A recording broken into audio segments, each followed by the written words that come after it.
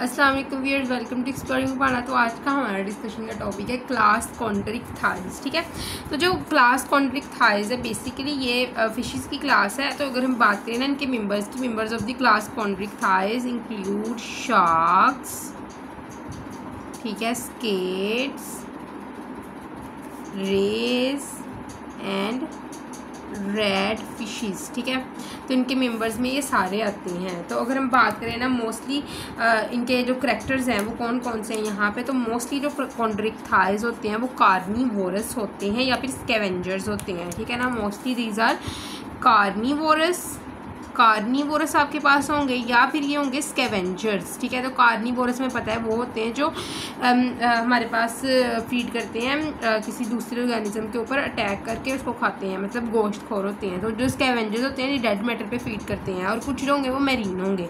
ठीक है, तो उसके अलावा क्या होते हैं कि कॉन्ड्रिक थाइज जो होते हैं ना इनके पास माउथ के अंदर ना बाइटिंग माउथ पार्ट्स होते हैं, मतलब कि इस तरह का माउथ इनका डिज़ाइन किया रहता है कि किसी भी चीज़ को ये बाइट कर सकते हैं, क्योंकि ऑब्वियसली कार्निवोरस है तो इनको जो है वो ऐसा माउथ के अंदर ऐसे अपेंडेजेस चाहिए होंगे जो बाइट कर सकें। ठीक है, क्लियर। तो उसके अलावा वो बात करते हैं कि इनके पास जो होते हैं वो पेयर्ड अपेंडेजेस होते हैं। इनकी बॉडी जो होती है कंसिस्ट करती है पेयर्ड अपेंडेजेस के ऊपर। ठीक है, और उसके अलावा क्या है कि इनके अंदर डर्मल प्लेकॉइड स्केल्स होते हैं, सीधे सीधे स्केल्स होते हैं ना, प्लेकॉइड स्केल। ठीक है, जो बॉडी के ऊपर इनकी अरेंजमेंट होती है प्लेकॉइड स्केल्स की अरेंजमेंट होती है। ठीक है ना, ठीक है, तो इनके अंदर प्लेकॉइड स्केल्स होते हैं और इनका एंडोस्केलेटन जो होगा वो कार्टिलेजिनियस होगा, मतलब कार्टिलेज से मिलके बना होगा। ठीक है, अब हम बात करते हैं क्लास कॉन्ड्रिक थाइज की सब क्लास की, जो कौन सी है, एलास्मोब्रैंकाई। ठीक है, इट्स सब क्लास इज एलास्मोब्रैंकाई।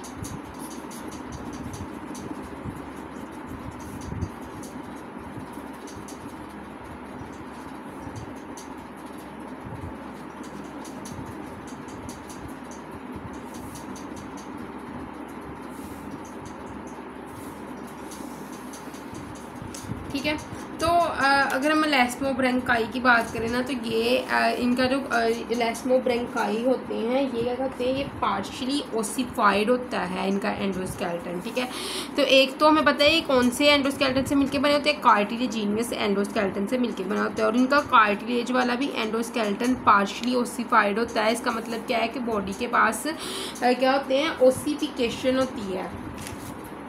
तो ओसिफिकेशन बेसिकली क्या है, ओसिफिकेशन होता है कार्टिलेज का बोन में चेंज होना। ठीक है, तो कार्टिलेजिनियस इनका जो एंडोस्केलेटन होता है वो क्या होता है, वो पार्शली ओसिफाइड होता है, मतलब कि कार्टिलेज जो होते हैं पार्शली चेंज हुए होते हैं बोन के अंदर। तो ये क्या होता है, पार्शली ओसिफाइड, कि ये पार्शली बोन्स के अंदर चेंज हुआ होता है। ठीक है, क्लियर।